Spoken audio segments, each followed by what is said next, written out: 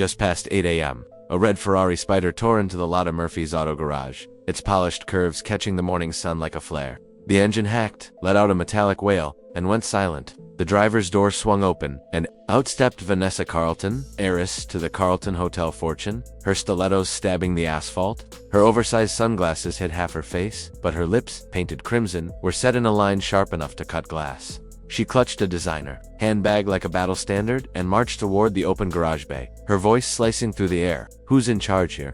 Her eyes scanned the scene before landing on a teenage boy in grease-stained overalls. Bent over the engine of a rusty Chevy, Lucas, all of 17, thin but wiry, tall but still carrying the awkward slouch of youth, straightened slowly. He wiped his hands on a rag, meeting her glare with a calm that seemed to infuriate her more.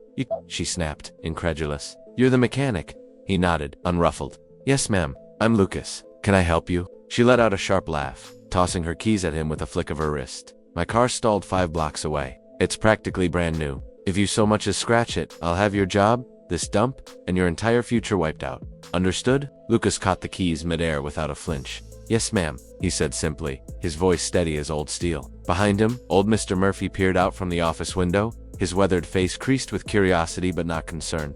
He knew Lucas knew the boy's story, his quiet brilliance, and sensed this was a moment Lucas had to face alone. Vanessa, her impatience, a living thing, tapped her foot as Lucas popped the Ferrari's hood. She paced, muttering under her breath, pulling out her phone to snap photos of him. For documentation, she announced to no one, her tone daring him to object. Lucas didn't. He leaned into the engine, his brow furrowing as he traced the wiring. The Ferrari was a masterpiece, but a small fault, a loose ignition relay, had choked its fire. A simple fix, but under Vanessa's hawk-like stare, it felt like defusing a bomb. You know, she said, her voice loud enough to echo off the garage walls. When I called my assistant, she said this was the only place nearby. I didn't expect this. Her eyes flicked over the cracked pavement, the ancient coffee machine humming in the corner, the wilted potted plant gasping for water. Lucas didn't respond. He worked, his hands moving with the precision of someone who'd learned engines before he'd learned to drive. 5 minutes passed, then 10. Vanessa crossed her arms, her foot tapping faster, ready to unleash another salvo. How much longer? I have meetings, appointments, a life. Lucas stepped back, gently lowering the hood. Try starting it, now. She stared, suspicious. That's it? Yes, ma'am. Rerouted a bad circuit, tightened the ignition relay. Should run smooth. Vanessa rolled her eyes, slid into the driver's seat, and turned the key. The engine roared to life, purring like a contented beast. She blinked, once, twice, her frown caught between surprise and irritation that it hadn't taken longer. Fine, she said, stepping out. What do I owe you? Lucas shrugged. Nothing. Quick fix. She laughed, bitter and sharp. Nothing. You expect me to believe that? He met her gaze, unflinching. No charge, ma'am. Vanessa stared, unaccustomed to anyone, let alone a kid with oil under his nails and holes in his sneakers, turning down money. Why? She asked, her voice softer, almost curious. Lucas hesitated, then said, because sometimes people just need help. Doesn't always have to cost something.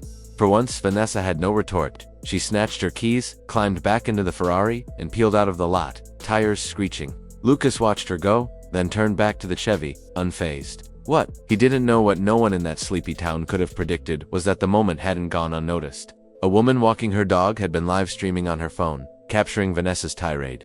She kept recording as Lucas worked, silent and steady. She didn't stop when he refused payment. By evening, the video had exploded online, shared across platforms like wildfire. Teen mechanic stays cool as entitled heiress rages, then stuns her, silent, screamed the headlines. By midnight, it had 7 million views, and the world wanted to know, who was this kid? Social media sleuths, including fans of the YouTube channel MidnightTales, dug into Lucas's story. They learned he worked at Murphy's after school, lived with his younger sister Emma, who had cerebral palsy, and was saving for a used van with a wheelchair lift to take her to doctor's appointments. The internet fell in love, donations flooded in. Celebrities tweeted his name. A talk show host invited Lucas and Emma to New York.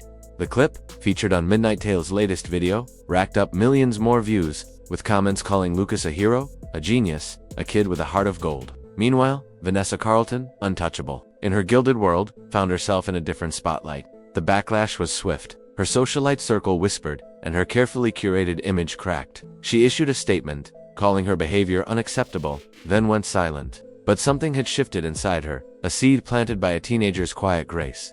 3 weeks later, a black Rolls-Royce glided into Murphy's lot. Lucas was under a pickup truck, tightening a brake line, when he heard footsteps. He slid out, stood, and saw her, Vanessa Carlton. No heels this time, just flats. No sunglasses, just eyes that looked weary. Human. I was awful to you, she said quietly. You didn't deserve that. Lucas said nothing, just waited, his hands still smudged with grease. She handed him an envelope. This is from my family's foundation. A full scholarship. Any engineering school you choose. Lucas blinked, stunned. Why? She smiled. A real one, not the polished smirk of their first meeting. You reminded me of something I'd forgotten. Good people exist. Power isn't money, it's character. Lucas swallowed hard.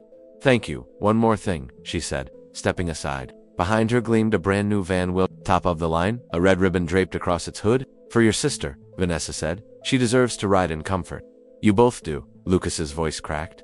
You didn't have to do this. Vanessa shook her head. No, but sometimes kindness doesn't need a reason. It just happens. From the office doorway, old Mr. Murphy watched, a tear streaking down his weathered cheek. The story didn't end there. MidnightTales, the YouTube channel that had championed Lucas's story, released a follow-up video detailing the van, the scholarship, and Vanessa's change of heart. It went viral, too, amassing 10 million views in a week. Comments poured in, praising Lucas's quiet strength, Vanessa's redemption, and the power of a single moment to change lives. Lucas, though, didn't let the fame sink in.